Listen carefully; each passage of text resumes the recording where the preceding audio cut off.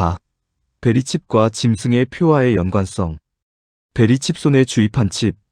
그러면 지금 날로 사람들의 몸으로 이식이 확산되는 베리칩과 성경에서 말하는 짐승의 표와 어떤 연관성이 있는지 위의 성경 구절의 의미와 대비해보자. 베리칩의 목적은 인체에 이식한 신상 정보를 통하여 신용카드를 대신하여 상품 매매를 비롯한 은행 거래 등을 목적으로 한다. 위에서 살펴본 대로 성경에 나오는 짐승의 표도 상품 매매를 목적으로 인체에 이식한 것이므로 베리칩과 짐승의 표의 사용 목적이 일치한다. 베리칩은 신상 정보를 기록한 마이크로 침으로 인체에 이식하는데 그 부위가 이마와 손등에 한다. 사람의 신체 중 손과 이마는 항상 노출되어 있으므로 이곳에 칩을 이식하면 옷으로 둘러싸인 다른 부위보다 쉽게 정보를 스캔할 수 있을 것이다. 그러므로 전자정보를 판독하는 기구와 쉽게 접촉이 이루어지므로 이마와 손에 칩을 삽입할 수밖에 없을 것이다. 그리고 칩에는 온도 변화에 따라 재충전이 되는 리튬 전지를 개발하여 사용한다고 한다. 인체 중에는 손과 이마 부위가 이런 용도에 알맞다는 연구 결과가 있다고 한다. 성경에 기록된 짐승의 표는 사람들의 이마나 손에 받는다 했으므로 받는 부위가 짐승의 표와 베리칩은 일치한다. 베리칩으로 인한 악성 종양 발생은 동물 실험에서 밝혀져서 일부에서는 인체에 이식하는 것을 반대하는 목소리도 있다고 한다. 지금은 광범위하게 이식이 되어 있지 않았지만 앞으로 많은 사람에게 이식되면 종양 발생이 나타날 것이다. 성경에는 악하고 독한 종기가 나는데 마지막 환난 때는 표받은 모든 사람이 종기의 고통으로 몸부림치게 된다고 경고한다. 그리고 하나님을 대적하고 회방하며 회개하지 못한다고 했는데 이는 그들이 마귀 우상에게 영혼을 팔아서이겠지만 이보다는 그들의 칩으로 인하여 정신이 변조된 것일 수도 있다. 이 칩은 인간의 자율신경세포와 정신을 담당하는 신경세포들을 변조시켜서 인간의 자주적인 판단과 의지와 감정을 상실하게 한다고 한다. 그리고 외부에서 칩을 이용하여 사람의 생각을 원격 조정할 수 있다 한다. 이 정도면 자기의지는 없고 외부의 조정에 움직이는 반인조 로봇 같은 상태라고도 볼 수가 있을 것이다. 그러기에 이들이 표를 받은 후에는 인간으로서 자주성을 상실한 상태가 된다고 볼 수 있고 외부의 조정에 움직이는 꼭두각시의 비참한 처지가 될 것이다. 물론 초기에는 베리칩의 부정적인 인상을 피하고 칩의 이식을 확산시키려고 이런 짓은 피할 것이다. 그러나 칩의 이식이 일반화되면 본색을 드러내서 일반 대중을 칩으로 조정하여 짐승의 노예로 부릴 것이다. 이상으로 베리칩과 성경의 짐승의 표와의 유사점을 살펴보았다. 이 정도의 유사성이 있다면 베리칩이 짐승의 표냐 아니냐 하며 검증하는 단계는 지났다고 보아야 한다. 만든 목적이나 이식 부위를 비롯해서 앞으로 이 칩을 이용하여 사람들을 조정할 가능성을 살펴볼 때에 짐승의 표가 베리칩이라는 것은 너무나 확연한 것이다. 그럼에도 이 칩에 대해서 대중들의 인식이 분명치 않아서 이에 대한 경계심이 없어 보인다. 이뿐 아니라 기독인들 안에도 이 베리칩에 대한 인식이 희박한 것을 볼 때에 마지막 때에 베리칩을 이용하는 짐승인적 그리스도의 공격에 아무런 방비가 없어 보인다.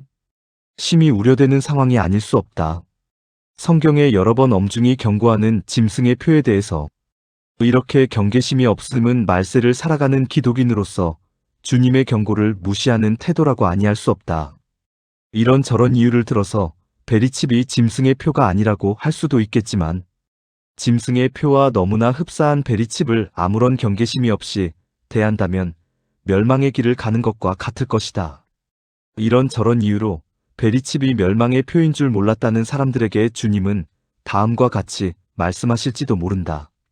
악은 모든 모양이라도 버리라는 성경 말씀을 읽어보지 못하였느냐? 이렇게 말씀하실 때에 성경을 안 읽은 것은 나의 책임이다. 주님이 성경을 만들어서 누구나 읽고 신앙생활의 좌표로 삼으라고 하셨는데 내가 게을러서 안 읽어서 몰랐다면 내 책임이다. 공부에 게을리해서 시험 성적이 나쁘면 누구의 책임이 아니고 공부 안 한 본인의 책임이 되는 것과 마찬가지다. 그러므로 베리칩은 경계하여야 하고 거부하여야 한다. 안이하게 생각할 것이 아니고 신중하게 생각하고 거부하여야 할 것이다. 그런데 위에서 잠깐 언급했지만 지금 상황을 보면은 유럽 연방의 지도자로 선출될 토니 블레어가 계시록에 기록된 적 그리스도라고 하기 어렵다. 계시록에 등장하는 적 그리스도인 짐승은 대환난의 중간에 등장하기 때문이다. 7인의 재앙으로 전 세계적인 전쟁과 엄청난 살육, 그리고 이어서 오는 극심한 기근, 그리고 대규모의 지진과 하늘의 해가 검어지는 현상과 하늘의 별들이 떨어지며 극심한 천재지변을 지나며 이어서 이보다 규모가 큰 7나팔의 재앙을 지난 후에야 짐승이 등장한다. 그러므로 아직 대환난에 들어가지 않은 지금 이 시기는 적 그리스도가 등장할 시기가 아닐 것이다. 따라서 지금 등장한 유럽 연방의 지도자는 적 그리스도인 짐승이라고 단정하기 어렵다. 성경에는 대단한 권세를 받는 자가 적 그리스도라 했고 이는 처음 벌어지는 현상으로 기록되어 있다. 이로 인해 처음 권세를 받는 자가 적 그리스도인데 지금 유럽의 지도자가 짐승이 아니라면 그의 권세는 절대적인 권세가 아니고 이후에 오는 지도자가 절대적인 권세를 받는 짐승이라고 할 수 있다. 그러나 대환난에 들어가면서 유럽 연방의 지도자가 짐승으로 돌변할지는 아무도 모를 것이다. 5. 적 그리스도의 세력권과 적 그리스도 대항 세력. 짐승은 3년 반 동안 권세를 부리는데 처음 권세를 잡고 하는 일이 자기 우상을 만들고 경배하게 하고 이를 위하여 짐승의 표를 강제로 받게 하는 일이다. 다니엘서에 기록된 적 그리스도는 7년 동안의 약속들을 한다고 한다. 계시록에 나타난 적 그리스도인 짐승은 환난 중간에 나타나서 3년 6개월 동안 권세를 잡는데 다니엘서의 적 그리스도는 7년의 언약을 맺는다고 했으니 기간이 서로 다르다. 기왕에 있던 지도자에게 짐승의 영이 들어가서 3년 반 동안 악행을 한다는 뜻인지 알 수 없고 정확한 것은 주님만 아실 것이다. 인간 쪽에서는 아는 것만 이해하면 될 것이다. 다니엘 서와 계시록의 적 그리스도의 기록을 연결해서 해석해보면 적 그리스도의 세력권은 유럽 연방의 대통령이 적 그리스도라면 당연히 유럽과 미국을 비롯한 선진국이 될 것이다. 그리고 다니엘 서의 기록을 보면 애굽과 리비아와 에티오피아를 비롯한 북아프리카 일대가 적 그리스도의 세력권인 것 같으나 이란을 비롯한 중동권은 아닌 것 같다. 이는 페르시아 쪽 지역 국가들이 반격을 했거나 반란을 했던 것 같은 기록을 보면 알 수 있다. 만약에 적 그리스도가 전 세계를 점령하고 짐승의 표를 모든 족속에게 주입했다면 이들은 완전히 적 그리스도의 노예가 되고 생체 로봇같이 되었을 것이므로 적 그리스도를 대항할 수 없었을 것이다. 그러므로 이들 국가들은 적 그리스도의 세력권 밖에 있었다고 볼 수도 있다. 짐승과 그의 우상에게 경배하지도 아니하고 이마와 손에 그의 표를 받지도 아니한 자들이 살아서 그리스도로 더불어 1000년 동안 왕노릇하니 계시록 9절에 보면 적 그리스도 치하에서 모든 사람이 짐승의 표를 받은 것이 아니고 받지 않은 사람들이 있음을 알 수 있다. 이들이 소수인지 다수인지 분명히 알 수 없지만 위에 다니엘서를 보면 적 그리스도의 통치권 밖의 사람들은 짐승의 표를 받지 않았을 수도 있다. 이란 군인들 모습, 이란 지역, 이스라엘을 충분히 사정권 안에 둘 수 있는 장거리 샤하브 3미사일을 이란의 혁명수비대가 발사하고 있다. 연합뉴스 2008년 7월 11일 6. 적 그리스도의 세계정복 전략은 전쟁과 식량과 에너지의 무기화. 적 그리스도가 세계 정부를 이루어 각국 국민에게 자기의 명령을 따르라고 강요할 때 이에 불응하는 국가에게 우선 사용하는 수단이 전쟁일 것이다. 사실 짐승은 성도와 싸워 이기게 되고 각 족속과 백성과 방언과 나라를 다스리는 권세를 받았다. 그러므로 먼저 무력으로 각국을 점령하는 방법을 사용할 것이다. 그리고 다른 방법은 식량과 에너지를 무기화하여 각 나라를 굴복시킬 것이다. 지금 전 세계의 식량은 일부 자본가에게 독점되고 있고 이들의 의도대로 전 세계의 식량 문제가 좌우될 것이다. 만약에 자급자족하지 못하는 식량을 무기로 굴복을 강요한다면 식량 자급률이 부족한 한국 같은 나라는 이들에게 대항하기가 어려울 것이다. 석유를 비롯한 에너지도 마찬가지로 식량과 에너지는 인간 생활에 필수적인 것이므로 이를 무기로 사용한다면 세계적으로 많은 나라가 짐승에게 굴복하게 될 것이다. 세계적인 곡물 메이저 카길 마이너스 세계 곡물 시장의 80%를 지배하는 5대 곡물 메이저의 하나. 다만 군사적으로 막강하고 식량과 에너지를 자급자족할 수 있는 나라는 적 그리스도에게 대항할 수 있을 것이다. 위에서 지적한 대로 이란 같은 나라는 무기도 있고 에너지도 있으니 식량도 자급할 수 있으면 적 그리스도에게 대항할 수 있을 것이다. 이란이 미사일과 핵으로 무장하여 미국의 군사적 위협에도 굴하지 않는 것을 보면 이들이 장차적 그리스도의 대항 세력이 될 가능성이 있다. 중국도 거대한 나라이고 만만히 세계 정부에 굴복치 않을 것이라 보이나 성경에 적 그리스도에게 대항하는 기록은 없으므로 이에 대한 것은 알 수 없다. 앞으로 대환난이 시작되면 전 세계적으로 전쟁과 기근과 천재지변이 발생하여 전 인류는 환난을 당할 것이다. 그런데 이에 더해서 적 그리스도의 짐승의 표는 사람들을 노예화시키고 우상과 마귀에게 굴복하게 하고 이로 인한 하나님의 진노로 극심한 고통을 당하게 될 것이다.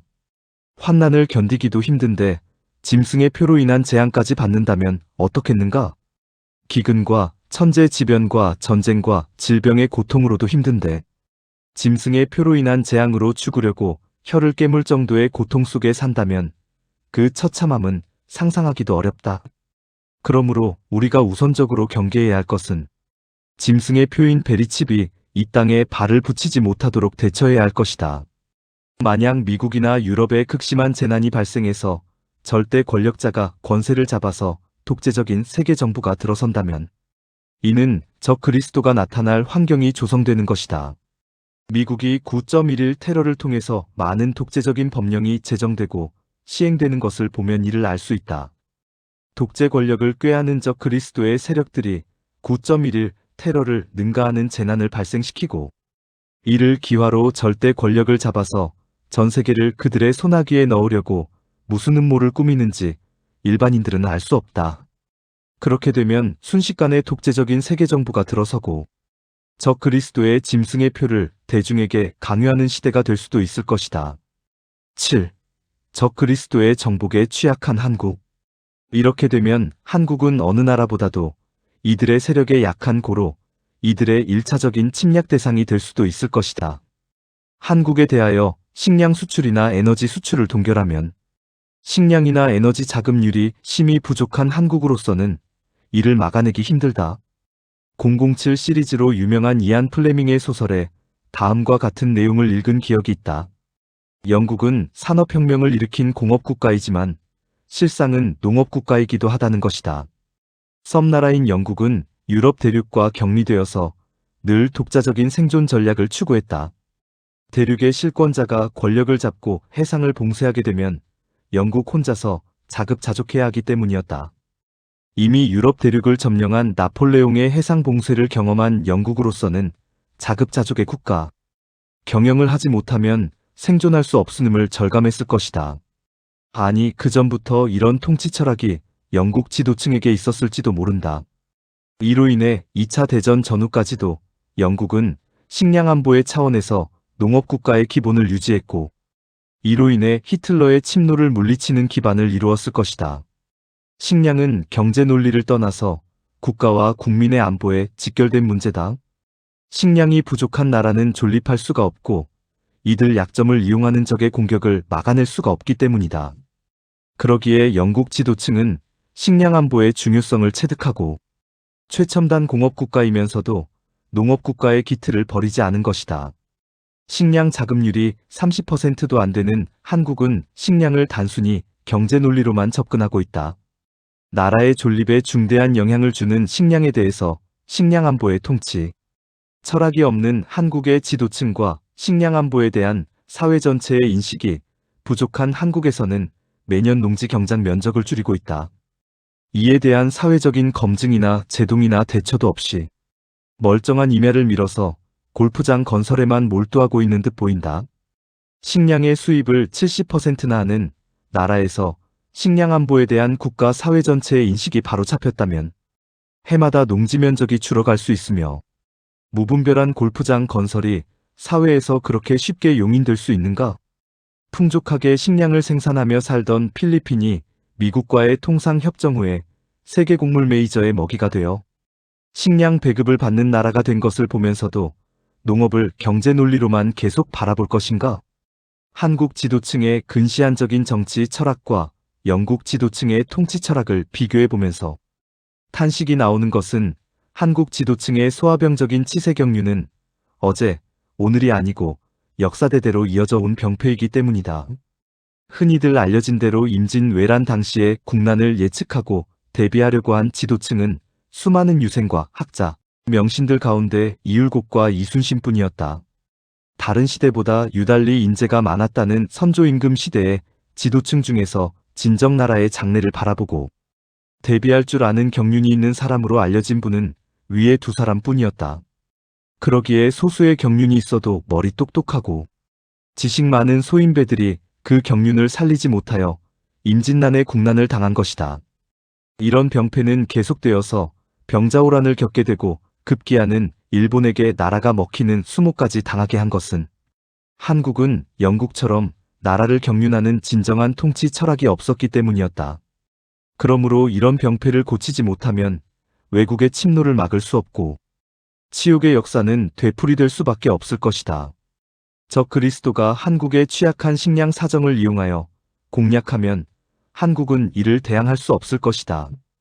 또한 한국은 수출로 먹고 사는 나라인데 그들이 한국 상품 수입에 제동을 건다면 한국은 매우 어려워질 것이다.